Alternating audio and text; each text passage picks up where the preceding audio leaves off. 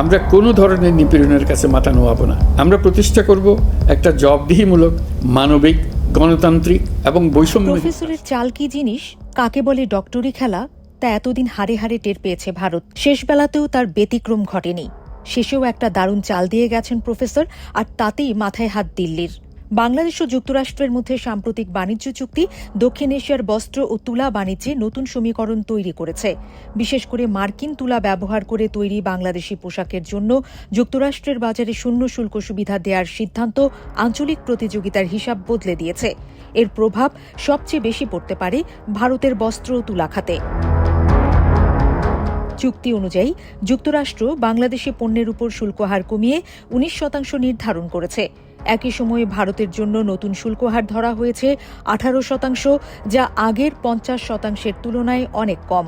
প্রথম দিকে ভারতীয় রপ্তানিকারকেরা এই হারকে স্বস্তিদায়ক হিসেবেই দেখেছিলেন, কারণ বাংলাদেশ ও পাকিস্তানের ক্ষেত্রে 19% তুলনামূলকভাবে সুবিধাজনক অবস্থানে রয়েছে বলেই ধারণা করা হচ্ছিল। তবে পরে চুক্তির সূক্ষ্ম শর্ত সামনে আসতেই চিত্র পাল্টে যায়। যুক্তরাষ্ট্র ঘোষণা দেয় মার্কিন তুলা ও কৃত্রিম তন্তু ব্যবহার করে তৈরি কিছু বাংলাদেশি পোশাক পণ্য শুল্কমুক্তভাবে মার্কিন বাজারে প্রবেশ করতে পারবে। অর্থাৎ নির্দিষ্ট শর্ত পূরণ করলে এসব পণ্যের উপর কোনো শুল্কই বসবে না। ফলে কার্যত বাংলাদেশি পোশাকের একটি অংশ যুক্তরাষ্ট্রে ভারতীয় পণ্যের তুলনায় উল্লেখযোগ্যভাবে সস্তা হয়ে উঠতে পারে। এই সিদ্ধান্ত ভারতের জন্য তাৎপর্যপূর্ণ। যুক্তরাষ্ট্র ভারতের বস্ত্র রপ্তানির সবচেয়ে বড় বাজার। বছরে প্রায় $10.5 বিলিয়ন বস্ত্র ও পোশাক রপ্তানি করে ভারত, যার প্রায় 30%ই যায় যুক্তরাষ্ট্রে। দেশটির জিডিপিতেও বস্ত্র খাতের অবদান প্রায় 2.3%। ফলে এই খাতে যে কোনো ধাক্কা অর্থনীতির উপর সরাসরি প্রভাব ফেলতে পারে। রুশ তেল কেনা নিয়ে মার্কিন নিষেধাজ্ঞার জেরে ভারতের উপর 50% শুল্ক আরোপ করা হয়েছিল। এর ফলে যুক্তরাষ্ট্রে ভারতীয় রপ্তানি উল্লেখযোগ্যভাবে কমে যায় এবং দেশে পণ্য মজুতের চাপ তৈরি হয়। 2025 সালের নভেম্বর মাসে যুক্তরাষ্ট্রে ভারতের বস্ত্র রপ্তানি আগের বছরের একই সময়ের তুলনায় 31%-এর বেশি হ্রাস পায়। সেই প্রেক্ষাপটে নতুন 18% শুল্ক হারকে ভারতীয় শিল্পমহল ইতিবাচক হিসেবে দেখেছিল। কিন্তু বাংলাদেশের জন্য শূন্য শুল্ক সুবিধা ঘোষণার পর সেই স্বস্তি অনেকটাই ম্লান হয়ে গেছে। চুক্তির আরেকটি দিক ভারতীয় তুলা খাতের জন্য উদ্বেগজনক। বাংলাদেশের মোট রপ্তানির 80%-এর বেশি আসে বস্ত্র খাত থেকে।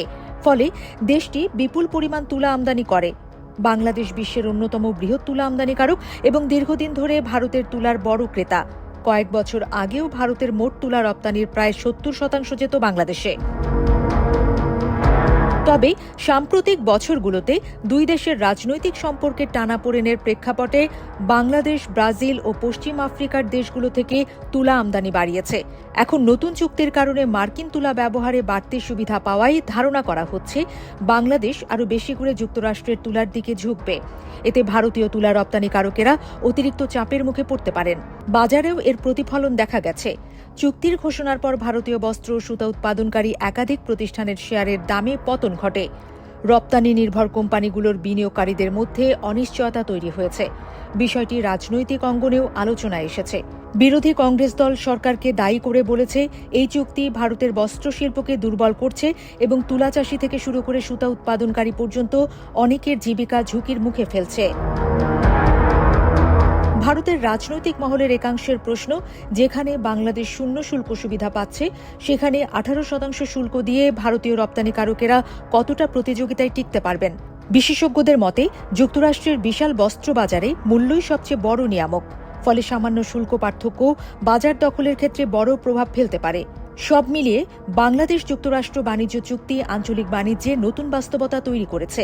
একদিকে বাংলাদেশ যুক্তরাষ্ট্রের বাজারে বাড়তি সুবিধা পেয়ে রপ্তানি সম্প্রসারণের সুযোগ পাচ্ছে, অন্যদিকে ভারতকে তার প্রতিযোগিতা কৌশল নতুন করে সাজাতে হতে পারে। তবে যুক্তরাষ্ট্র ভারত চুক্তির বাণিজ্য চুক্তি সই হতে এখনো সময় রয়েছে। সেই সময়ের মধ্যে নয়াদিল্লি আলোচনার মাধ্যমে বাড়তি ছাড় আদায়ের চেষ্টা করতে পারে বলেই মনে করছেন বিশ্লেষকরা।